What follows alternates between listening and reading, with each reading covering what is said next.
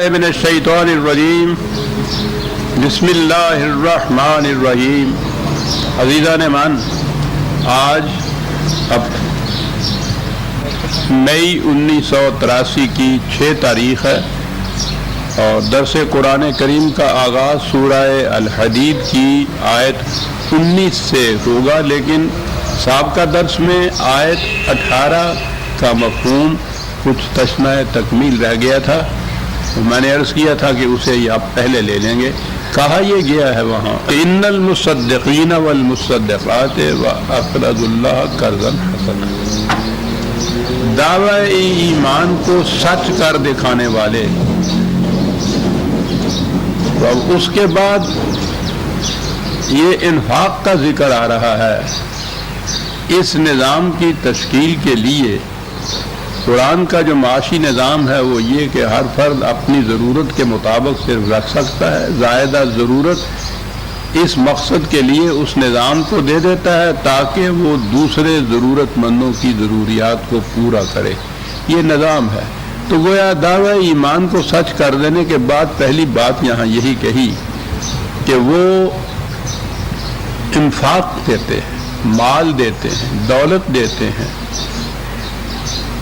तो गोया हमारे ज़हन में तो ये है कि दावा ईमान को सच कर देने के लिए, दिखाने के लिए नमाजें पढ़ते हैं, रोज़े रखते हैं, हज करते हैं। ज़हन में रखिए कि ये नमाज, रोज़ा, हज, ज़कात वगैरह जो अरकान कहलाते हैं इस्लाम के, इनकी अहमियत से इनकार नहीं है, लेकिन ये ज़राया है किसी मकसद के हासिल करने का। ये मकसूद बिज़ात नहीं है। वो मकसद तो उस निज़ाम को कायम करना है जो नौ इंसानी की मनफत के लिए कुछ काम करता है। ये सारा जितने भी हैं ये उस प्रोग्राम के ज़राए हैं। अब अगर ज़राया को ही मकसूद बिज़ात समझ लिया जाए तो जो आपको अब याद होगा, मैं दीन और मज़हब में जो फ़र्क करता चला आ रहा हूँ, दीन तो उन मकासद का नाम है जिनके लिए ये सब ज़राए हैं, और मज़हब में ये ज़राए मकसूद बिज़ात हो जाते हैं। अब आपके यहाँ देखिए, वो जो मकसद है कि कोई शख्स रात को भूखा ना सोए,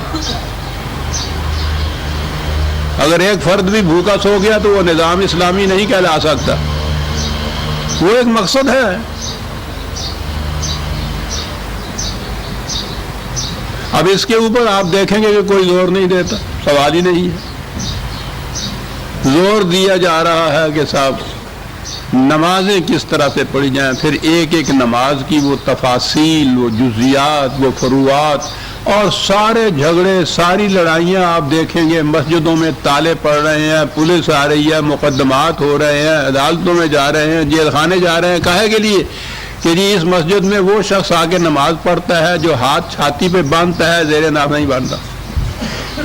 एक फर्द आ गया था, उसने ऊंची आवाज से आमीन कह दी, मस्जिद में लट चलने लग गए। जनाब, जितनी ये आप देखेंगे वहां के, वो तेरी नमाज नहीं हुई हैगी। क्या हुआ? नहीं हुई। पाजामा तुम्हारा टखने से नीचे था, उसने जरा सा सुकेट के ऊपर कर लिया, नमाज हो गई। ये ठीक है कि ये जुज़ियात भी अपने मकाम के ऊपर ये ज़रूरी चीज़ें होती हैं, जिसे डिसिप्लिन आप कहते हैं। फौज के सिपाही के बूट के तस्मे भी सही तरीके पे बंधने चाहिए, लेकिन वो मकासद नहीं है। फौज के सिपाही का मकसद तो हिफाजत है, वो लोग की दुश्मन का मुकाबला करना है। ये सारी चीज़ें ट्रेनिंग है उसके लिए। तो जो मैं कहा करता हूँ मिसाल के तौर पे कि आप एक तरखान को दिहाड़ी पे रखते हैं, वो आ जाता है, वो आके सबसे पहले वो अपनी पत्थरी निकालता है और फिर वंजी निकालता है, उसके ऊपर उसको लगाना शुरू कर देता है। आपने दरवाज़ा बनवाना है उससे। अब अगर वो सारा दिन उसी को तेल करता रहे तो आप सोचिए कि आप शाम को उसको दिहाड़ी के पैसे दे देंगे। हालांकि वो बैठा रहा है, काम करता रहा है कुछ, लेकिन ये काम वो था जो اس دروازہ بنانے کے مقصد کے حصول کا ایک ذریعہ تھا یہ جو اپنا سند تیز کر رہا ہے وہ. اور اگر وہ سارا وقت ساندھی تیز کرتا رہے تو آپ کا دروازہ تو نہیں بنے گا. یہ جتنی چیزیں تھیں یہ ذرائع تھے ایک مقصد کے حصول کے لیے، اور وہ مقصد تھا دین کے نظام کو اسٹیبلش کر دینا، قائم کر دینا. اور دین کا نظام تھا ما ینفع الناس، انسانیت کی منفعت کے لیے کیا کیا جاتا ہے. تو مذہب میں یہ سارا زور ان ذرائع پہ دیا جاتا ہے، مقاصد ذہنوں سے اوجھل ہو چکے ہوتے ہیں. یہ جو میں نے ابھی عرض کیا ہے کہ نماز کی اہمیت اپنی جگہ ہے، لیکن بحیثیت ایک ذریعہ کے ہے. ایک نماز کے متعلق قرآن نے یہ بتایا کہ اگر دیکھنا ہو کہ وہ نماز ہوئی ہے یا نہیں ہوئی، یعنی قرآن کی منشا کے مطابق ہوئی ہے، تو اس سے تو کہا کہ ان الصلاۃ تنہی عن الفحشاء والمنکر، کہ صلاۃ بے حیائیوں اور برائیوں سے روک دے گی. معاشرے میں جس معاشرے میں صلاۃ ہوگی اس معاشرے میں نہ برائی ہوگی نہ بے حیائی ہوگی. تو نماز کے متعلق معیار تو یہ ہونا چاہیے نا کہ اگر تو وہ معاشرے سے برائیوں اور بے حیائیوں کو دور کر دیتی ہے تو نماز ہو گئی، اور دور نہیں کرتی ہے تو نماز نہیں ہوئی. یہ سارا کچھ کے ہاتھ کہاں باندھے جائیں اللہ اکبر کے لیے، کانوں کے لو تک پہنچے، چھوڑ دیے جائیں، باندھ کے پڑی جائے، یہ ساری جتنی چیزیں ہیں یہ اس کی ڈسپلن کی چیزیں ہیں. وہ مقصد تو قرآن کہتا ہے، وہ انا کہہ کے کہتا ہے کہ یقیناً یہ بات یاد رکھو کہ الصلاۃ یہ کرے گی. اور اگر یہ نہ ہو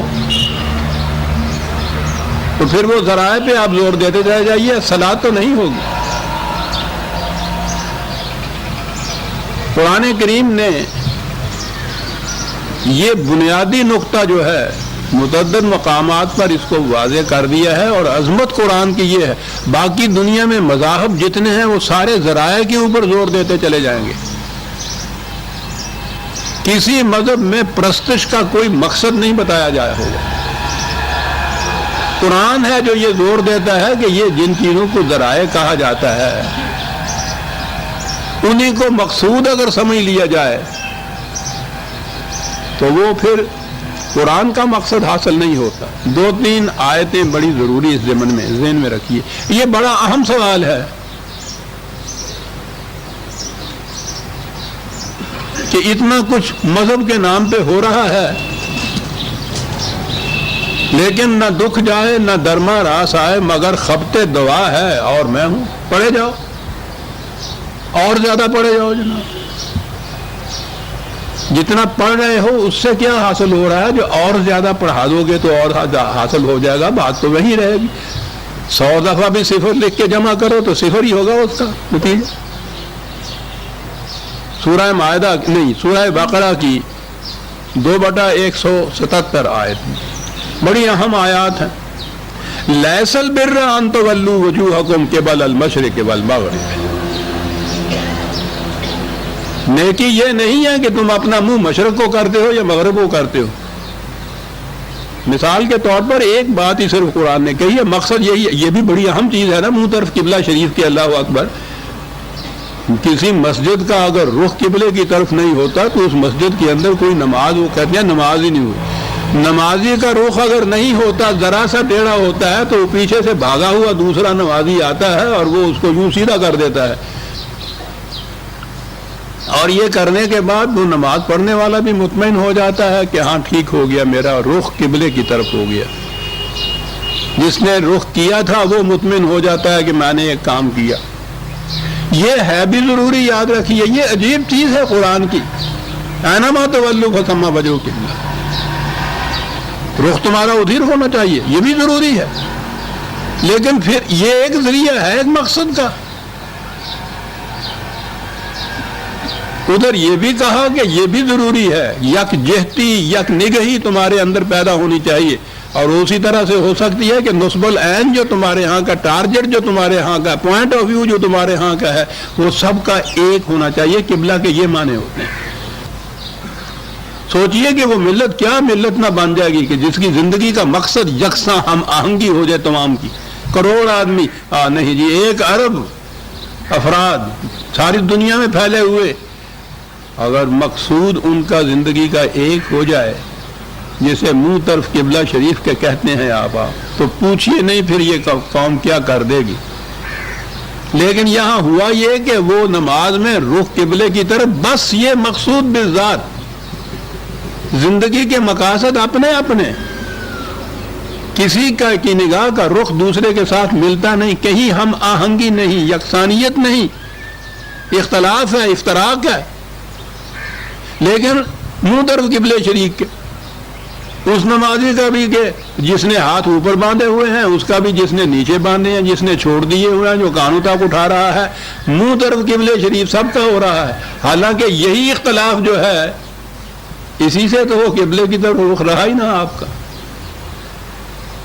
کس اہمیت سے، کسی مذہب میں یہ نہیں آپ دیکھیں گے جو وہاں یہ کہا گیا ہو کہ پرستش کے قاعدے جو ہیں، قانون جو ہیں، ان کی اہمیت نہیں ہے۔ لیس البر ان تولوا وجوہکم قبل المشرق والمغرب، یہ قطعاً نیکی نہیں ہے، یہ مقصود بالذات نہیں ہے کہ تمہارا رخ مشرق کی طرف ہو گیا یا مغرب کی طرف ہو گیا۔ میں نے عرض کیا ہے نا کہ مثال کے طور پر یہ بات قرآن نے کہی، مقصد یہ ہے کہ یہ جو مظاہر ہیں، یہ جتنی چیزیں نظر آنے والی ہیں، یہ جتنا پروگرام اس قسم کا ہے جس کا تعلق اس ڈسپلن سے ہے، وہ اپنی جگہ پہ، وہ ذرائع اگر رہیں گے تو وہ ٹھیک ہے، لیکن اگر انہیں مقصود بالذات سمجھ لیا جائے گا تو یہ نیکی نہیں ہے۔ مطمئن ہو کے نہ بیٹھ جاؤ کہ میری نماز تو ہو گئی، اس کی نہیں ہوئی۔ اگر تمہاری نماز بھی برائیوں اور بے حیائیوں سے نہیں روکتی معاشرے کو، تو نہ تمہاری ہوئی نہ اس کی ہوئی، نماز کی شکل سے ہی ہو گئی، نماز کا مقصد سے ہی نہیں ہوا۔ لیس البر ان تولوا وجوہکم قبل المشرق والمغرب ولکن البر، آؤ بتائیں نیکی کیا ہے؟ پہلی شرط وہی ایمان کی، من آمن باللہ والیوم الآخر والملائکۃ والکتاب والنبیین۔ یہ تو ہو گیا کہ یہ ان حقائق کے اوپر ایمان، میں نے عرض کیا تھا نا کہ وہ پہلا زور پھر دیتا ہے یہ ایمان کے بعد، وآت المال علی حبہ ذوی القربى والیتامى والمسکین، پھر وہی بات آ گئی، وہی مال و دولت کا دے دینا اس مقصد کے لیے۔ دو ہی چیزیں قرآن نے بتائی ہیں اس نظام کے قیام اور استحکام کے دوران میں، جتنی اپنی کمائی ہے اس میں سے اپنی ضرورت کے لیے لینا، باقی سارے کا سارا دوسروں کی ضرورتوں کو پورا کرنے کے لیے نظام کے حوالے کر دینا، ایک بات۔ اور دوسری چیز کہ جب کہیں ایسا وقت آ پڑے جان دینے کا تو میدان جنگ میں چلے جانا، جس کو جہاد کہا جاتا ہے۔ دو ہی چیزیں ہیں جو نیکی کی بتائی قرآن میں۔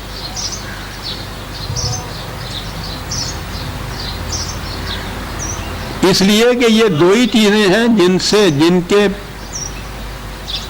دعویٰ کرنے سے انسان مسلمان ہوتا ہے۔ اب تو یہ ہے نا کہ کلمہ پڑھ لینے سے مسلمان ہوتا ہے۔ قرآن کریم نے جو سورہ توبہ میں یہ بتایا ہے، ان اللہ حشر من المؤمنین انفسهم واموالهم بان لهم الجنہ، مسلمان ہونے کے لیے ایک معاہدہ کیا جاتا ہے خدا سے، یہ شخص اپنی جان اور مال خدا کے ہاتھ بیچ دیتا ہے اور وہ اس کے عوض میں جنت دے دیتا ہے۔ جان اور مال یہ دو ہی چیزیں ہیں جو قرآن نے کہی۔ مال کا ذکر تو ساری زندگی میں آتا رہے گا، اور جان جو جس وقت جان دینے کا وقت آئے گا اسے جہاد عام طور پہ کہا جاتا ہے، اور یہ انفاق کہلاتا ہے جتنی بھی۔ یہ کہا کہ نیکی یہ نہیں ہے کہ تم نے اپنا رخ قبلے کی طرف کر لیا، مشرق کی طرف کر لیا، مغرب کی طرف کر لیا، ٹخنا ننگا ہے یا ڈھکا ہوا ہے۔ نیکی یہ ہے کہ تم ان حقائق پر ایمان لانے کے بعد اپنا مال ان مقاصد کے لیے صرف کرتے ہو یا نہیں کرتے۔ قرآن کریم نے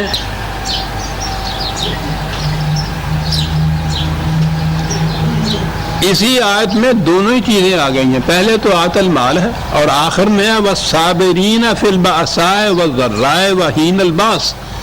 جنگ کے وقت، لڑائی کے وقت، تصادم کے وقت، ٹکراؤ کے وقت استقامت سے کام لیتے ہیں، استقلال سے کام لیتے ہیں، ثابت قدمی سے کام لیتے ہیں. اولئک الذین صدقوا، یہ لوگ ہیں جو اپنے دعوی ایمان کو سچ کر دکھاتے ہیں.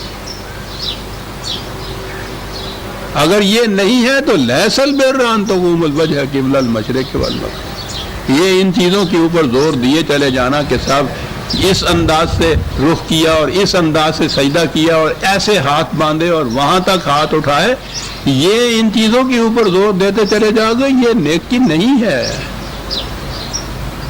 نیکی یہ ہے کہ تم اپنے دعوی ایمان کو ان چیزوں سے سچ کر دکھاتے ہو یا نہیں. یہاں تو اتنی سی چیز کہی ہے،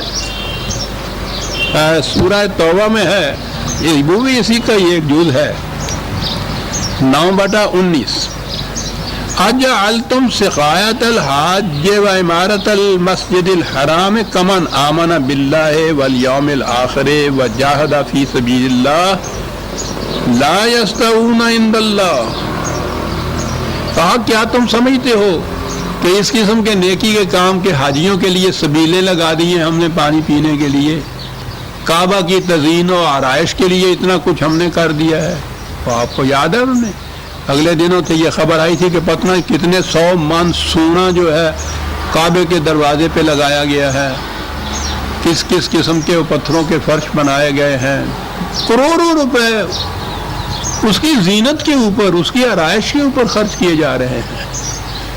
قرآن کہتا کیا تم سمجھتے ہو کہ یہ اس قسم کے یہ نیکی کے کام تم سمجھتے ہو کہ حاجیوں کو پانی پلانے کے لیے یا کعبے کی تزئین و آرائش کے لیے اتنا کچھ ہم کر رہے ہیں؟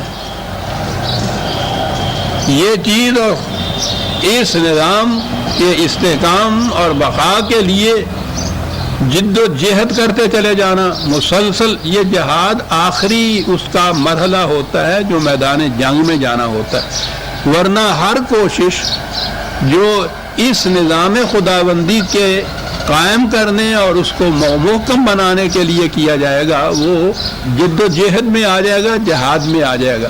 کہا کہ یہ بات جو ہے کہ پانی پلانا ہے حاجیوں کو اور کعبے کی تزئین و آرائش کرنی ہے، کیا یہ اس کے برابر ہو جائے گا کہ جو شخص جاہد فی سبیل اللہ لا یستوون عند اللہ؟ تم اپنے ذہن میں خواہ کتنا کیوں نہ اپنے آپ کو فریب دے لو کہ یہ دونوں چیزیں برابر ہیں، خدا کے نزدیک یہ برابر نہیں ہے. وزن تو وہ ہے جو اس کے میدان میں ہو، وہاں اس کا کوئی وزن نہیں ہے. اولئک حبطت اعمالہم، اس قسم کے اعمال تمہارے لیے خوش فریبی کا باعث بن سکتے ہیں، خدا کے میزان میں ان کا کوئی وزن نہیں ہوتا. لا یستوون عند اللہ. اور اتنا ہی نہیں ہے عزیزان من، آگے جو الفاظ آتے ہیں کانپ اٹھتا ہے آدمی. واللہ لا یہدی القوم الظالمین، جو انہی ذرائع کو مقاصد سمجھ کے مطمئن ہو بیٹھی ہے وہ ظالمین کی قوم ہے، گمراہ ہے، ان کو صحیح راستہ نہیں مل سکتا. یہ ہے فرق مذہب اور دین میں. یہ سارا کچھ جو ہے حاجیوں کو پانی پلانا، مساجد کی تعمیر اور اس میں تزئین اور یہ سارا کچھ آپ دیکھتے ہیں سارا زور ہمارے ہیں مذہب میں ان چیزوں پہ لگایا جاتا ہے. نماز روزہ ہے تو اس کے لیے یہ جزیات جتنی ہیں، مسائل پہ مسائل آپ دیکھیے، کمرے بھرے ہوئے ہوتے ہیں ان کتابوں سے، یہ کہ روزہ کن چیزوں سے ٹوٹتا ہے، کن چیزوں سے رہتا ہے. حنفیوں کی نماز کیسی ہے، اہل حدیث کی کیسی ہے، شیعہ کی کیسی ہے، ان کے اندر پھر جو مختلف الگ ٹولے بنے ہوئے ہیں ان کی کیسی ہے. جزیات پہ جزیات، باس پہ باس چلی آ رہی ہے، لٹھم لٹھا ہو رہے ہیں ان چیز کے اوپر. خدا کہتا ہے کہ اس کا وزن ہی کچھ نہیں ہمارے میزان میں. اور اس سے آگے بڑھیے، یہ جتنا کچھ مذہب کے نام پہ قرآن کریم، ناظرہ قرآن کریم پڑھایا جاتا ہے، مکتب پہ مکتب کھلے ہوئے چلے جا رہے ہیں، بغیر مطلب سمجھے ہوئے قرآن کے الفاظ کو دہراتے چلے جانا. سوچیے عزیزان من، دنیا کی کسی کتاب کے ساتھ بھی یہ ہوتا ہے؟ کہ آپ اس کا مطلب نہ سمجھ رہے ہوں اور دہراتے چلے جائیں آپ اس کو ساری عمر، اور اہتمامات اس کے لیے آپ پوچھو نہیں، اتنے اس کے لیے مدارس اور مکاتب کھلے ہوئے ہیں، اور پھر جتنا ان کے اوپر خرچ ہوتا ہے، جتنا اہتمام کیا جاتا ہے، پھر اس کو کام کرنے والے، ان میں چندہ دینے والے، اس کا انتظام کرنے والے بڑے مطمئن ہوتے ہیں کہ بہت بڑا کام ہم کر رہے ہیں، خدا کا، مذہب کا، دین کا، اسلام کا۔ اتنے ہی مکاتب تھے ہی، چلیے حفظ کرانے والے حافظ نہیں جی، آگے چلیے تجوید القرآن ہے جی، پھر وہ قاری بناتے ہیں۔ کس نے تو حفظ کرایا، اس نے یہ سکھایا کہ وہ عین کہاں سے نکلے گی، قاف کہاں سے نکلے گا۔ اب یہ عین اور قاف درست کرنے والے الگ مکاتب کھلے، الگ مدرسے کھلے، ادھر وہ حافظ بناتے ہیں، یہ قاری بناتے ہیں، یہ تجوید کا الگ علم بن گیا ہے، یہ سارا کچھ کرانے والا۔ سارا مقصد اس قرآن کا، پہلے تو اتنا ہی ہوتا تھا کہ وہ رمضان کی تراویح میں وہ حافظ تراویح پڑھا دیتا تھا، محراب سنانا جس کو کہتے ہیں، وہ سنانے والا بھی کچھ نہیں سمجھتا تھا کہ میں کیا کہہ رہا ہوں، یہ سننے والے بھی کچھ نہیں سمجھتے میں کیا کہہ رہا ہوں، ثواب دونوں کو ہو رہا ہے، مطمئن ہے۔ لیس البر، قرآن ہے عزیزان مان، میرے اور آپ کے جذبات کی رعایت نہیں رکھتا، حقائق ہے، نیکی نہیں ہے یہ۔ وہ یہ قرآن کو نازل کیا گیا ہے، وہ کہتا ہے لقوم یعلمون لقوم یعقلون، ان کے لیے جو اس کو سمجھتے ہیں، ان کے لیے جو غور و فکر کرتے ہیں، یہ تو نازل ان کے لیے کیا گیا ہے۔ یہ سارا کچھ اس اہتمام سے ہو رہا ہے۔ سوچئے قوم کا یہ رویہ، انہی تک آ جائیے اور آگے نہ بھی بڑھیے، مساجد بنانا۔ غور فرمائیے کہ ایک ایک مسجد، یعنی لاؤڈ سپیکر الگ، وہ مینارہ اس کے اندر ہے، ایک مینارے پہ جتنا خرچ ہوتا ہے، ایک مسجد پہ جتنا خرچ ہوتا ہے، پھر وہ مساجد بھی ایسی بن رہی ہیں جن میں وہ سنگ مرمر اور سنگ موسیٰ اور یہ چیزیں لگی ہوئی ہوتی ہیں، بنتی چلی جاتی ہیں مسجدوں پہ مسجدیں صاحب، پھر ان کی زیب و زینت کے سامان ہو رہے ہیں، ان کے انتظامات پھر ہو رہے ہیں۔ ادھر میں نے عرض کیا ہے کہ قرآن کے ساتھ یہ کچھ ہو رہا ہے۔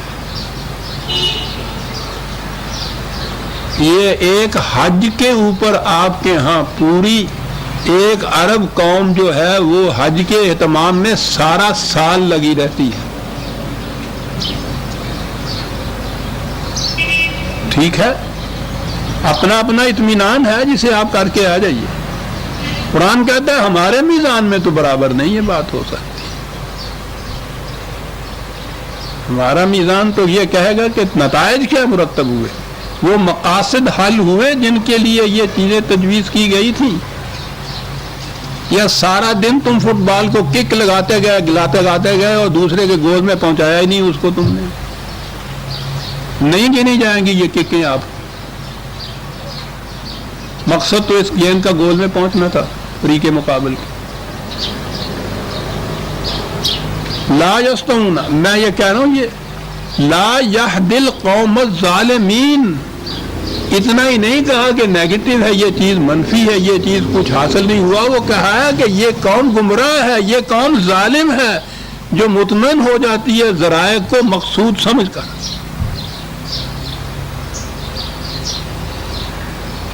الذین آمنوا وہاجروا وجاہدوا فی سبیل اللہ باموالہم وانفسہم اعظم درجۃ عند اللہ اولئک ھم الفائزون۔ اگلی آیت میں بتا دیے کہ مقصد یہ ہے، زندگی مسلسل جد و جہد میں گزرے اس نظام کے قیام کے لیے، پھر وہ مال کا انفاق کرے، وہی دوسری چیز جو میں نے ابھی عرض کی ہے۔ یہ ہیں جن کے درجات اعظم ہیں خدا کے نزدیک۔ نماز کے متعلق تو وہ سورہ معون متعدد بار سامنے آ گئی ہے، وہ ہر بار آنی پڑتی ہے۔ فویل للمصلین الذین، اتنا ہی نہیں کہ وہ بیکار گئی ان کی نمازیں، اس قسم کے نمازیوں کی، فویل، تباہی ہے ان نمازیوں کے لیے۔ وہ تو نماز نہ پڑھنے والوں کے لیے تباہی بتاتے ہیں، یہاں وہ بتا رہا ہے نماز پڑھنے والے جو مسلین ہیں ان کے لیے تباہی۔ کون سے مسلین؟ الذین ہم عن صلاتہم ساہون،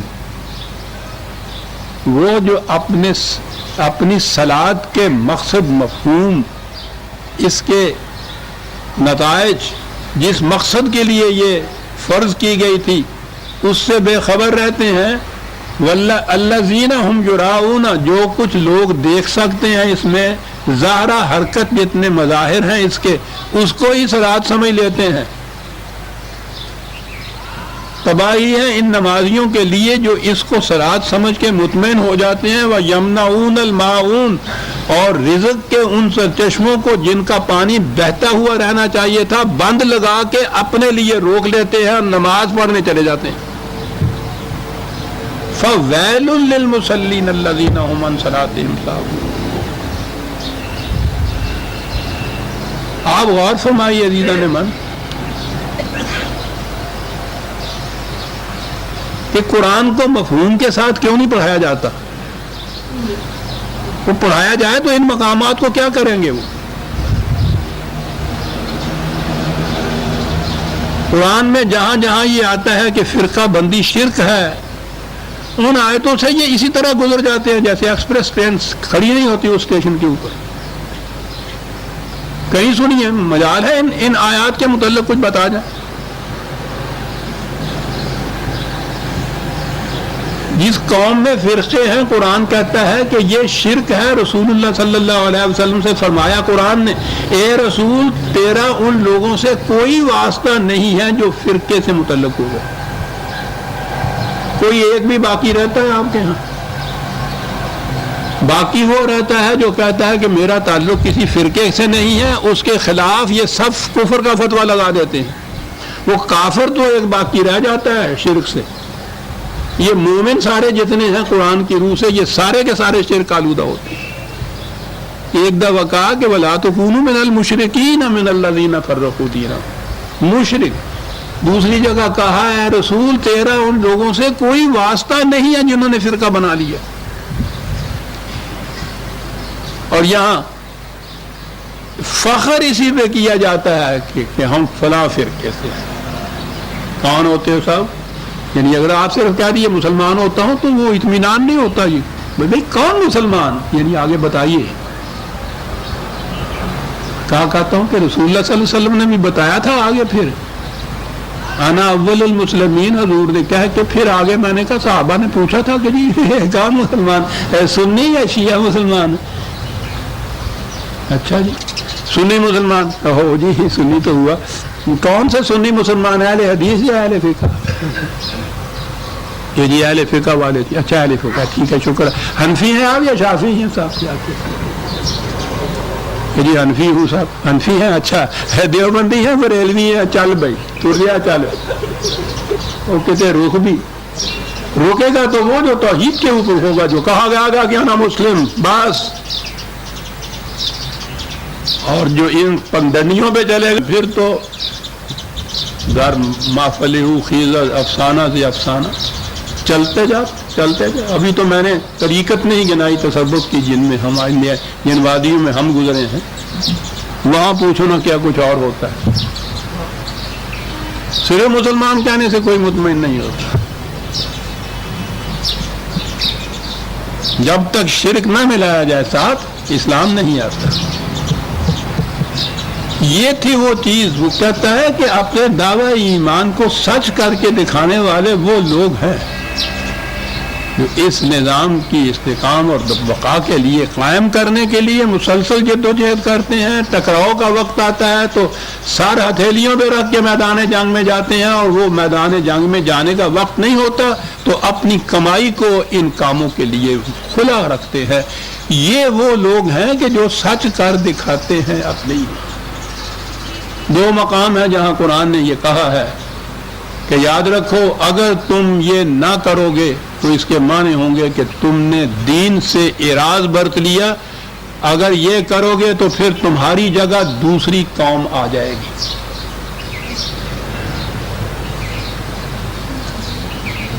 بات آئی ہوئی ہے سامنے تو آ ہی جائے. خدا تمہیں لے جائے گا اٹھا کر, تمہاری جگہ دوسری قوم لے آئے گا. یعنی یہ کوئی کم درجے کی تباہی نہیں عزیزان ایمان. ایک تو یہ ہے کہ قوم ہو, اس کو کوئی سزا مل جائے, سزا کے بعد وہ بچ جائے, لیکن دوسری چیز یہ ہے کہ پھانسی دے دی جائے. یعنی اس قوم کی جگہ دوسری قوم لے آئے قرآن. اس سے بڑا عذاب کوئی اور ہو سکتا ہے صاحب؟ کون لوگ ہیں جن کے متعلق یہ کہا گیا؟ 47/38 2-3 مقام ہیں. ہاں انتم ہؤلاء تدعون لتنفقوا فی سبیل اللہ منکم. کوئی بات آ گئی. تم وہ ہو کہ کہا تم سے یہ جاتا ہے کہ اپنا مال و دولت اس مقصد کے لیے دے دو, صرف کر دو. فمنکم من یبخل ومن یبخل فانما یبخل عن نفسہ. اور تم میں سے وہ لوگ ہیں کہ وہ یہ نہیں کرتے, ساری مال و دولت اپنی ذات کے لیے سمیٹ کے رکھ لیتے ہیں. وہی مال کی بات اور وہی اس کا بخل. وَإِن تَتَوَلَّوْا, یاد رکھو اگر تم اعراض برتو گے اس نظام سے جو ہم نے کہا ہے کہ اپنا مال و دولت اس راستے میں دے دو, اگر اس سے روگردانی کرو گے, اعراض برتو گے, اعتراض برتو گے, رخ پھیر لو گے, منہ موڑ لو گے, اس سے تو کیا ہوگا؟ یستبدل قوما غیرکم, تمہاری جگہ خدا ایک اور قوم لے آئے گا. ثم لا یکونوا امثالکم, پھر وہ تمہارے جیسی نہیں ہوگی. پوری قوم کی جگہ دوسری قوم لے آئے گا. کہتے رہو وہ مسلمان ہیں, گناتے رہو مردم شماری کے رجسٹروں میں 1 ارب اپنی تعداد, وہ ٹھیک ہے. وہ کہتا ہے ان کی جگہ دوسری قوم لے آئے گا خدا جو تمہاری جیسی نہیں ہوگی. یہاں تو آپ نے دیکھا انفاق کے متعلق, مال کے متعلق دوسری جگہ سورہ توبہ میں ہے وہ غالباً 9/19.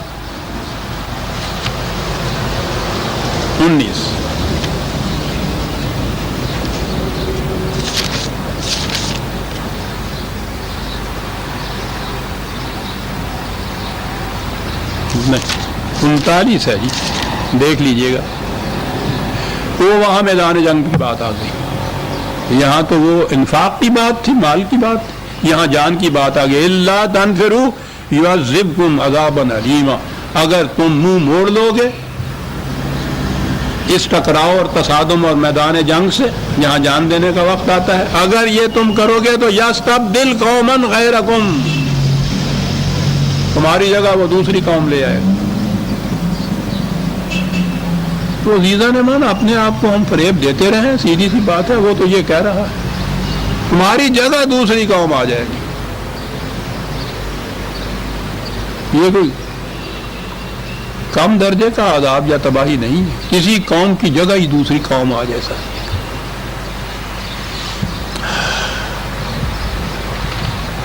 کہنے کا مطلب یہ تھا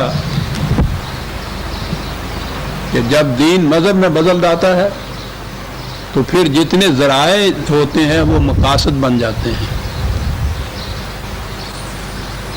مقصد سامنے نہیں رہتا. اور اسی پہ زور دیا جاتا ہے. ذرا کسی وقت بیٹھ کے سوچئے گا, جس کے پاس معلومات ہو اس سے پوچھئے گا کہ آپ کے ہاں مذہب کے نام پہ یہ قوم کتنا خرچ کرتی ہے, کتنی محنتیں کرتی, اور کوئی نتیجہ مرتب ہوتا ہے. قرآن نے کہا تھا کہ پہلی مومنین کی جماعت کی پہلی نشانی, علامت, معیار یہ ہے کہ کفار اس کے اوپر کبھی غالب نہیں آ سکیں گے, غیر مسلم مسلموں کے اوپر غالب نہیں آ سکیں گے. یہ اعلان ہوں گے سب سے بلند مقام پر اپنے اقوام عالم کی. یہ پہلی چیز قرآن نے کہی کہ پرکھ کے دیکھ لو اس کے اوپر. تو آپ پرکھ کے دیکھ لیجئے ساری دنیا کے مسلمانوں میں ہر جگہ یہ محتاج دست نگر ہیں, زیر دست ہیں غیر مسلموں کے.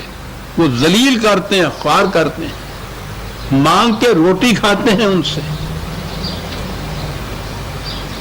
بظاہر ہم آزاد مملکتیں ہیں اتنی، لیکن کوئی مملکت بھی آزاد ہے کہ اپنے معاملات کو خود کسی طرح سے طے کرے ہو. قرآن نے کہا تھا کہ یہ ہو نہیں سکتا کہ غیر مسلم مسلمانوں کے اوپر غالب آ جائے. وہ تو پہلی علامت یہ تھی. تو قوم کی جگہ دوسری قومیں تو آ ہی گئی ہوئی ہیں.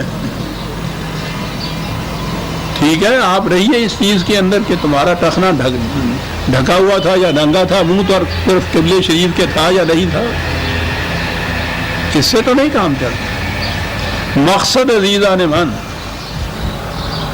اقرض اللہ قرضا حسنا یضاعف لهم ولهم اجر کریم. اس نظام میں جو کچھ تم دو گے بہت زیادہ دگنا چگنا بن کے واپس ملے گا تمہیں. میں نے پچھلی دفعہ کہا تھا کہ وہ جس طرح سے وہ مویشی چارہ چرتا چلا جاتا ہے وہ تو خام ہوتا ہے، پھر جب جگالی کرتا ہے تو جو اس میں بدن بنتا ہے یہ ہے یضاعف لہم. اور پھر ہمارے یہاں تو یضاعف لہم جو ہے وہ ہر بات قیامت کے اوپر رکھی ہوئی ہوتی ہے نا. یہاں یہ خرچ کرو گے تم، خیر خیرات دو گے، یہ تو قیامت میں عزیزاں نے مان اگر وہ ملا بھی مال تو کس کام آئے گا؟ اسے تو ہٹی کوئی نہیں ہونی. یعنی قرآن نے یوم لا بیان بھی یہ کہا ہوا ہے، وہاں تو یہ خرید و فروخت والا معاملہ ہی نہیں ہوگا. تو اگر وہاں معاملہ یہ نہیں ہوگا تو یہ وہاں جا کے اگر ملے گا یہ مال کے بدلے میں بہت زیادہ مال، وہ کام کس آئے گا ہمارے؟ یہ اسی نظام کی صورت ہے.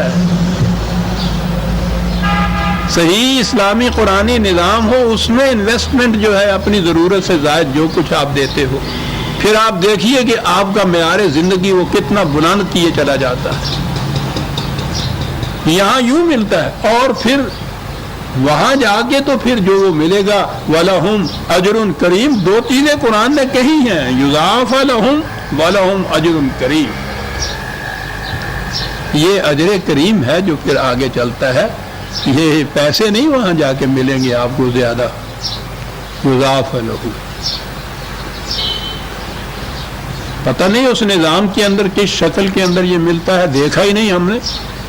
یہاں تو یہ ہے کہ آپ انویسٹ کرائیے جا کے، اس کے بعد پھر نام اس کا مضاربت، مضارعت، منفعت، منافع، یہ سب کچھ سارے کا سارا سود. وَلَهُمْ أَجْرٌ كَرِيمٌ وَالَّذِينَ آمَنُوا بِاللَّهِ وَرُسُلِهِ أُولَٰئِكَ هُمُ الصِّدِّيقُونَ وَالشُّهَدَاءُ عِندَ رَبِّهِمْ لَهُمْ أَجْرُهُمْ وَنُورُهُمْ.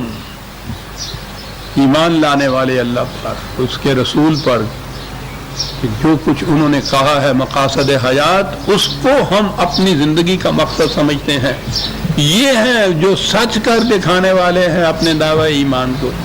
یہ ہیں جو نگرانی کرنے والے ہیں. شہداء کا لفظ یہ جن معنوں میں ہم اپنے ہاں شہید کا لفظ بولتے ہیں نا، ان معنوں میں قرآن میں یہ لفظ نہیں آیا. شہداء شہادت تو آپ کو معلوم ہے نا، کسی چیز کی گواہی دینا. نگرانی کرنا اصل میں اس کے معنی ہوتے ہیں. وہ ہیں جو اس نظام کی نگرانی کرنے والے ہیں. خدا کے نزدیک خدا نے یہ ان کا فریضہ زندگی مقرر کیا تھا کہ وہ اپنے دعوی ایمان کو اپنے ان اعمال سے سچ کر دکھائیں اور نگرانی کریں. اس امت وسطیٰ کی تو فریضہ زندگی یہ تھا، شہداء علی الناس، تمام اقوام عالم کی نگرانی کریں کہ ان میں سے کون کون صحیح راستے پہ جا رہا ہے اور کون کون ظلم اور استبدال کر رہا ہے. اس قوم کا فریضہ یہ تھا. کذالک جعلناکم امۃ وسطا لتکونوا شہداء علی الناس. دنیا کی غیر مسلم قومیں تمہارے اوپر نگران ہے، ان کا سارا انٹیلیجنس تمہارے اوپر کام کر رہا ہوتا ہے. آپ نے ان کے خلاف شہداء کیا بننا ہے؟ سر شہداء علی الناس لہم اجرہم ونورہم. ان کی مسائی کا نتیجہ، اور وہ جو میں نے عرض کیا تھا کہ قرآن کریم تو اس کے بعد کی زندگی میں جنت کو بھی آخری مقام قرار نہیں دیتا، وہ بھی سستانے کا مقام ہے۔ وہاں کہا ہے کہ ان کا پیشانی کا نور سرچ لائٹ ان کے آئندہ کے راستوں کو روشن کرتا چلا جائے گا۔ تو آئندہ چلنا ہوگا تو وہ راستوں کی روشنی کچھ فائدہ دے گی نا۔ اگر آگے جانا ہی نہیں ہے، وہیں بیٹھے رہنا ہے، تو پھر آگے جو راستہ روشن ہوتا ہے اس کا تو فائدہ کچھ نہیں۔ جس انجن نے جانا نہ ہو پٹڑی کے اوپر، اس کی سرچ لائٹ نہیں جلایا کرتے، اس کی جلتی ہے جس نے جانا ہوتا ہے آگے۔ قرآن نے ان کی پیشانیوں کی سرچ لائٹ بتائی ہے۔ والذین کفروا وکذبوا بآیاتنا اولئک اصحاب الجحیم۔ دیکھیے کیا بات قرآن کی تقابل میں لفظ لاتا ہے، حالانکہ جہنم کا لفظ عام تھا۔ فرق یہ ہے جحیم وہ ہوتا ہے وہ مقام جہاں کوئی رک جائے، آگے چلنا چاہے۔ یہاں جب کہا کہ پیشانیوں کی ان کے نور، ان کی روشنی، ان کی سرچ لائٹ ان کو دی گئی، تو وہ تو چلنے کی بات ہوئی۔ اور وہ جو اس کے برخلاف والے لوگ ہیں، رک جانے والے، آگے نہ چلنے والے، جہاں جو کوئی قوم رک گئی آگے نہیں وہ چل سکتی، وہی جہیم ہے۔ اور جس قوم کے اندر ان کے مذہب کا عقیدہ تقلید ہو کہ 1000 برس سے پہلے جو کچھ کسی نے کیا تھا وہی کے وہی ہم کھڑے، یعنی آپ کے ہاں اجتہاد کی ان کے ہاں اجازت ہی نہیں ہے کہ زندگی کے مسائل کے متعلق کوئی نئی راہیں آپ تلاش کر سکیں، اجازت ہی نہیں۔ جس راستے پہ 1000 برس پہلے وہ چلے جا رہے تھے آپ کے ہاں کے اسلاف اور بزرگ، انہی کے اوپر، انہی کے نقش قدم کے اوپر آپ کو چلنا ہے، وہیں کھڑے ہیں آپ۔ کوئی آپ کے ہاں زندگی کا مسئلہ پیش ہو جائے، دیکھا یہ جاتا ہے کہ صاحب فلاں امام نے یہ کہا، فلاں مفسر کی یہ رائے ہے، فلاں محدث نے یہ لکھا ہے، وہاں اس سے آگے نہیں ہے۔ آپ نے خود کوئی سوچا یا کچھ، یہ تو حرام ہے سر، وہی کھڑے ہیں۔ جہیم میں ہے یہ امت 1000 برس سے۔ قرآن تو یہ کہتا تھا، خدا نے تو یہ کہا تھا کہ من جہد فینا لنہدینہم سبلنا، جو ہمارے راستے میں جد و جہد کرے گا ہم کئی راستے ان کو دکھائیں گے آگے چلنے کے لیے۔ اور ہم نے تو ساری راہیں بند کر رکھی ہیں اپنے اوپر۔ اس کے بعد یہ کہا کہ یہ دیکھو، ہم نے یہ کہا نا کہ یہ مال و دولت انسانیت کی منفعت کے لیے اس کو کھلا رکھنا چاہیے، اپنی ذات کے لیے اس کو منجمد نہیں کر دینا چاہیے۔ یہ جہیم زندگی کے اب 2 تصورات سامنے آتے ہیں ہمارے۔ ایک وہ ہے جسے آج کل کی اصطلاح میں سیکولرزم کہتے ہیں، یا میٹیریلسٹک کانسیپٹ آف لائف۔ زندگی کیا ہے؟ عناصر میں ظہور ترتیب، موت کیا ہے؟ انہی اجزاء کا پریشان ہونا۔ یہ ایک فزیکل لائف ہے، طبی قوانین کے تابع جسم انسان کا چلتا ہے، انہی قوانین کے مطابق ایک دن یہ مشینری بند ہو جائے گی، انسان ختم ہو جائے گا۔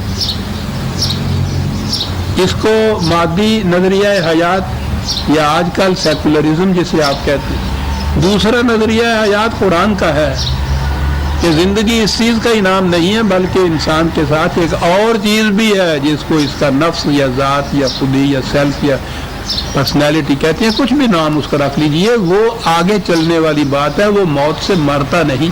اور مقصد حیات یہ ہے کہ اس کی نشو و نما ہوتی چلی جائے، وہ ذات کی جس نے آگے چلنا ہے، لیکن چونکہ اس کی نشو و نما اس سطح زندگی پر جس میں انسانی کے اندر رہتے ہوئے ہوتی ہے، اس لیے انسانی جسم کی نشو و نما، پرورش، توانائی یہ بھی ضروری ہے، لیکن یہ پھر مقصود بھی ذات نہیں ہے، اس مقصد کا ذریعہ ہے۔ انسانی ذات کی نشو و نما کا ذریعہ ہے انسان کے جسم کا تندرست و توانا رہنا، اتنا۔ اور اگر مقصد ہی یہ بن جائے جیسا کہ سیکولرزم میں ہے، تو کہا پھر یہ چیزیں جتنی بھی ہیں اسی دائرے میں گھر کے رہ جاتی ہیں۔ تو یاد رکھیے قرآن میں جہاں جہاں یہ آیا ہے نا کہ اس دنیا کی زندگی لہو و لعب کی زندگی ہے، کھیل تماشے کی زندگی ہے، اس کے یہ معنی نہیں ہے کہ اس سے نفرت کرو، معنی اس کے یہ ہے کہ اسی کو مقصود بالذات نہ سمجھ لو. اعلموا انما الحیات الدنیا لعب و لہو و زینت و تفاخر بینکم و تقاصر فی الاموال والاولاد. تھا کہ یہ زندگی لاؤ لاب کے کئی دفعہ یہ الفاظ آ چکے ہوئے ہیں. اس کے معنی ہوتا ہے کہ کسی ایک مقام کے اوپر کھیل کود میں لگے رہنا، آگے نہ بڑھنا. کشتی اگر بھنور میں پھنس جائے یا موجوں کے تلاطم میں آ جائے تو وہاں تو وہ حرکت کرتی رہتی ہے، ساحل کی جانب آگے نہیں بڑھتی. اس کو کہتے ہیں لاؤ لاب. کہا یہ زندگی اگر آپ کے ہاں تصور حیات ہے مکینیکل، یہ جہاں قرآن نے کہا ہے نا کہ یاد رکھو دنیا کی زندگی، تو اس کے معنی ہے یہ تصور حیات کہ زندگی اسی زندگی دنیا کی زندگی ہے. کہا کہ اس کی کچھ اتنی ایسی قیمت نہیں ہے. یہ تو یہ تفاخر بینکم، مقصد اس سے یہی ہے کہ ایک دوسرے کے مقابل میں آ کے تم فخر کرو. اس کے پاس ایک موٹر ہے، میرے پاس 2 موٹر آ گیا. تفاخر کیا بات ہے اس لفظ کی بھی. یہ ڈھول کا پول ہمارے ہاں محاورہ ہوتا ہے نا، اندر سے کھوکھلا ہو آواز بہت ہو اس کی. ان کے ہاں ایسے مواشی ہوتے تھے کہ وہ جن کے وہ اڈر، جن کے حوانہ جن کو کہتے ہیں جس میں دودھ ہوتا ہے پھر دوتے ہیں، وہ تو بڑا پھولا ہوا ہو اور دودھ اس میں سے بہت ذرا سا نکلے، اسے فخر کہتے تھے یہ لوگ. تفاخر کہا پھر یہ اس قسم کا مال و دولت جو ہے وہ ایک دوسرے کے ساتھ یہی ہے کہ بڑا بننے کا ایک جذبہ ہوتا ہے، پھولا ہوا حقیقت اندر کچھ نہ ہو، بڑا بنا ہوا ہو. یا تقاصر فی الاموال، ایک دوسرے سے مال اور دولت میں بڑھ جانے کا جذبہ. وہ ان کے پاس وہ ایک محل بنا ہوا ہے، ہم 4 بنا کے بتائیں گے. ان کے پاس ایک وہ موڑ رہے ہیں، ہمارے یہاں 10 ہو جائیں گی. سر تقاصر کہنے لگے یہ ہے، یہ کوئی مقاصد حیات نہیں ہے ایک دوسرے سے بڑھ جانا. کیا ہے یہ؟ کمثل غیث اعجب الکفار نباتہ ثم یہیج فتراہ مصفرا ثم یکون حطاما. کہنے لگے بس یہ سمجھیے کہ یوں ہی کہیں کسی پتھر کی چٹان پہ تھوڑی سی مٹی جم گئی، کہیں ذرا سا چھینٹا پڑ گیا، اس کے اندر سے کوئی تھوڑی سی کھیتی اگائی. کہنے لگے کہ کیا تم سمجھ لو کہ یہ بہت بڑی فصل اگے گی ہماری اس میں سے؟ ہوگا کیا؟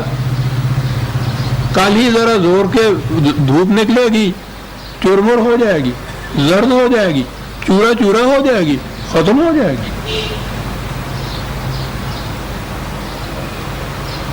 وفی الآخرت عذاب شدید، اور بالآخر جو محنت بھی کی ہوگی اس کسان نے اس کھیتی کے اوپر وہ ساری رائگاں چلی جائے گی،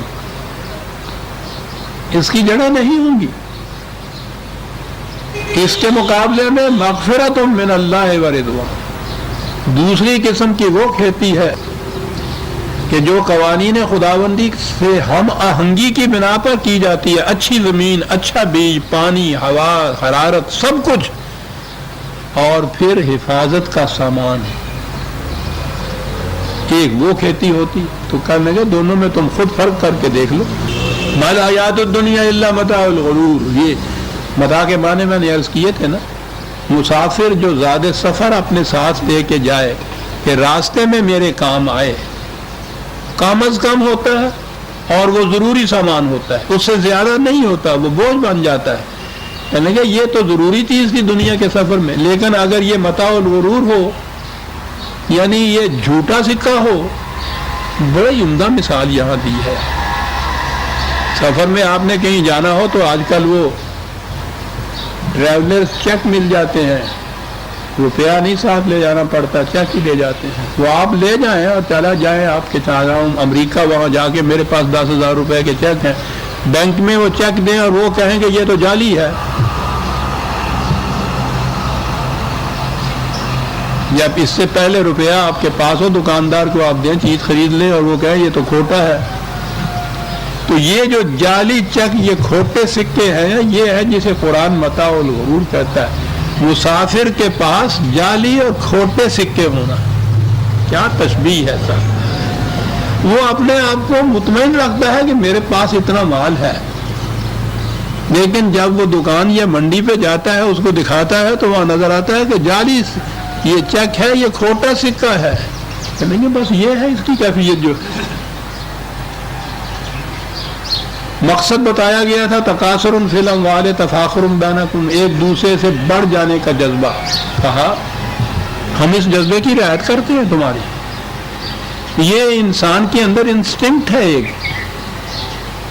بڑھ جانے کا جذبہ، دوسرے سے آگے چلے نکل جانے کا جذبہ، یہ جذبہ ہے. کہنے کہ جذبے کی ہم قدر کرتے ہیں، تمہیں میدان ایک اور دیتے ہیں ہم. تمہارا میدان یہ نہیں ہے، کرکٹ نہیں تمہیں کھیلنا آتا، چاہتے ہو دوسروں سے آگے چلنا، تم فٹ بال کی طرف آ جاؤ، وہاں اس جذبے کی تسکین ہو جائے گی. یعنی وہ میدان بدل دیتا ہے. سابقوا الی مغفرۃ من ربکم، آؤ ہم تمہیں بتائیں، ایک دوسرے سے بڑھنا ہے نا، تو خدا کا دیا ہوا جو پروگرام ہے اس راستے میں آگے بڑھنے کی کوشش کرو. حفاظت کا سامان وہاں مل جائے گا، آگے جاؤ گے آخر میں تو جنت کی زندگی میسر آ جائے گی. 4 لفظ عزیزہ نے من، کائنات کے چاروں گوشے آ گئے. کون سی جنت؟ کعرض السماء والارض. ہمارے تو ذہن میں یہ ہے نا کہ وہ مرنے کے بعد وہاں جائیں گے، کوئی ایک مقام ہے وہاں جنت کا. ذہن میں یہی کچھ آتا ہے، وہ باغ ہے اس میں چلے جائیں گے، ٹھیک ہے، ایک مقام تھا. پہلے جنت کہ جو اس ارض و سما میں ہر جگہ پھیلی ہوئی ہے.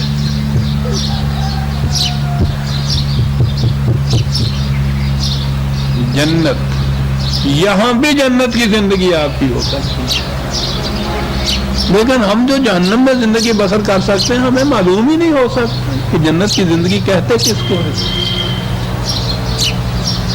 تو وہ جنت کسی خاص مقام کے اوپر نہیں ہے. جنت عرضها کعرض السماء والارض. ارض و سما ساری کائنات میں پھیلی ہوئی. جہنم کے متعلق بھی تو یہی کہا تھا، محیط بالکافرین، وہ تو آج بھی گھیرے ہوئے ہیں تمہیں. اب یہاں یہ سوال ہوتا تھا پیدا کہ ساری کائنات میں اگر جنت پھیلی ہوئی ہے تو پھر جہنم کہاں ہے؟ وہ تو وہی ہے نا کہ جو لوکلائز کر دے، لوکیٹ کر دے، اس کو کسی خاص مقام میں اس کو مقید کر دے اگر، تو پھر تو یہ سوال پیدا ہوگا کہ سارے مقام میں اگر جنت ہی ہے تو پھر جنت کا مقام کون سا ہے؟ مقام نہیں ہے عزیزان من، یہ کیفیات کا نام ہے. بہرحال یہ مسئلہ کسی دوسری طرف چلا جائے گا.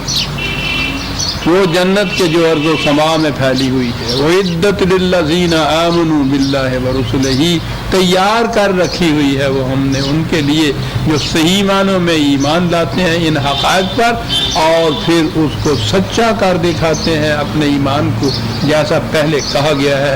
ذَلِكَ فَضْلُ اللَّهِ يُؤْتِيهِ مَن يَشَاءُ وَاللَّهُ ذُو الْفَضْلِ الْعَظِيمِ. یہ اب آگے پھر ہم مدد والوں کی طرف کہ یہ جنت اللہ کا فضل ہے. یہ ہوتی ہے میں یہ شاید ترجمہ انہوں نے کر دیا کہ جسے وہ چاہتا ہے دیتا ہے. میرے تمہارے کچھ کرنے سے تو ہوتا ہی کچھ نہیں، جسے وہ چاہتا ہے وہ دیتا ہے. تو یہ سارا کچھ جو اوپر کہتا ہوا چلا آ رہا ہے، انفاق فی سبیل اللہ، جہاد فی سبیل اللہ، یہ تمام جد و جہد، یہ کوششیں، نیک عمل، یہ سارا کچھ یہ کہے کے لیے. اگر یہ کچھ ملنا اسی کو ہے، جس کو دینا چاہے اس کو دے. میں نے عرض کیا تھا پہلے بھی یہ چیز کہ پہلے ہمارے ہاں ملوکیت آئی جس میں نہج زندگی یہ ہو کہ وہ بادشاہ کا کہا جو وہ کہہ دے وہ ہوگا. مزاج شاہ گاہے بسلام بے رنجن و گاہے بدشمان خلات بخشن. مزاج شاہ کا کیا ہے؟ کبھی ایسا بھی ہے تم نے سلام کیا اور اس نے کہا گردن اڑا دو اس کی. کبھی ایسا ہے کہ تم نے گالی دی، اس نے کہا خلط دے دو اس کو، ہو جائے بہتر. مزاج شاہاں اوکے کی برواہ راگ ہوتے بے بروائیاں پھڑ لے عملہ والے چھڑ دے اوگن ہار نو. قادر مطلق صاحب کون روک سکتا اس کا؟ یعنی اس ٹائپ کا خدا ہم نے بنایا جس ٹائپ کا یہاں نیچے بادشاہ تھا ہمارا سلطان، اور اس سلطان کو کہا ذل اللہ علی الارض، یہ خدا کا سایہ ہے اس زمین پہ، تو اوپر اسی قسم کا وہ خدا بنایا، اسی قسم کا یہ خدا بنا، یہ سلطان بنایا۔ میں یہ شاہ والی بات پھر جو تھی اس کے ترجمے یہ ہوئے کہ جو چاہے صاحب، نہ قاعدہ، نہ کوئی قانون، نہ کسی کا عوض، نہ معاوضہ، نہ کوئی صلہ، نہ اجر، سوال نہیں ہے، جس کو چاہے جنت میں بھیج دے، جس کو چاہے جہنم میں بھیج دے۔ تصور ہی یہ آ گیا، اور پھر تقدیر آ گئی اس کے بعد کہ سارا کچھ پہلے سے لکھ دیا، پیدا ہونے سے پہلے لکھ دیا جہنمی اور جنتی، نہ پیدا ہونے میں اس کا کوئی اختیار بیچارے کا، یعنی اس نے کہیں درخواست دی تھی کہ جی مجھے ضرور پیدا کر کے جنت میں بھیج دیجیے، دنیا میں بھیج دیجیے، کچھ نہیں، کسی بچے کے اختیار میں نہیں، کوئی پوچھا ہی نہیں کسی نے، وہ بھیج دیا۔ بھیج دینے کے بعد یہ کہ اچھا تم میں سے جس کو جی چاہے گا ہم جنت میں بھیج دیں گے، جس کو جی چاہے گا جنت میں بھیج دیں گے، ملاحظہ فرماؤ۔ یہ اب تقدیر کا مسئلہ، اور تقدیر کی اہمیت 5 ارکان ایمان کے تو قرآن نے بتایا، اللہ پر ایمان، رسولوں پر ایمان، کتابوں پر ایمان، ملائکہ پر ایمان، آخرت پر ایمان، 5 ہیں۔ اور معلوم نہیں آپ لوگوں کو کبھی وہ یہ کلمہ جو ہے یہ نہیں، یہ ایمان جو ہے بالتفصیل پڑھنے کی کہیں موقع ملا یا نہیں؟ پہلے ہوا کرتا تھا، نکاح کے وقت پڑھایا کرتے تھے، اب اس کی جگہ بھی قانون آ گیا ہے، یہ وہ پڑھاتے بھی نہیں ہے، پڑھائیں بھی تو پتہ ہی نہیں ہوتا پڑھنے والے کو میں کیا پڑھ رہا ہوں۔ 5 تو یہ خدا نے مقرر کیے، اور اس کے اندر والقدر خیرہی و شرہی من اللہ تعالی، یہ انہوں نے درمیان میں داخل کر دیا جزو ایمان تقدیر۔ اللہ اکبر، جرت ملاحظہ فرمائیے کہ وہ خدا مقرر کرتا ہے 5 اجزاء ایمان، وہ کہتا ہے ان پر ایمان لانے سے مومن ہو تو ان کے انکار کرنے سے کافر ہو، وہ کہتے ہیں 5 نہیں 6، چھٹا ان کا یہ تقدیر کا، دور ملوکیت کا، بادشاہت کا، جو جی میں آئے کرے، یہ آپ کے ہاں جزو ایمان بنا دیا ہوا ہے۔ اور بڑے بڑے آپ کے ہاں کے یہ علماء کرام، ان کی کتابوں میں ایک پورا حصہ ہوتا ہے یہ چھٹے جز کا۔ بات لمبی ہو جائے گی اور وقت ہو گیا، ورنہ میں بتاؤں کہاں کہاں یہ ہوتا ہے۔ نہیں یہ شاہ جسے چاہے جو چاہے وہ کرتے، تو سارا کچھ جو کچھ سارے قرآن میں اس زور دیا ہے اس نے، عمل کے اوپر، کام کے اوپر، جہاد کے اوپر، سارا واش آؤٹ ہو جاتا ہے اسے عقیدے سے کہ بھائی ہونا تو وہ ہے جو وہ چاہے گا، خام خواہ ٹکرے مارنے سے حاصل کیا ہوگا۔ واللہ ذو الفضل العظیم، وہ بہت عظیم فضل کا مالک ہے۔ سورہ آگے آتی ہے وہ آیت تقدیر کے متعلق، دیکھیے میں نے کہا ساتھ ہی وہ آیت بھی آ گئی، لیکن اب وقت ہو گیا ہے۔ سورہ الحدید کی آیت 21 تک ہم آ گئے، 22ویں آیت سے ہم آئندہ لیں گے۔ ربنا تقبل منا انک انت السمیع العلیم۔ شکریہ۔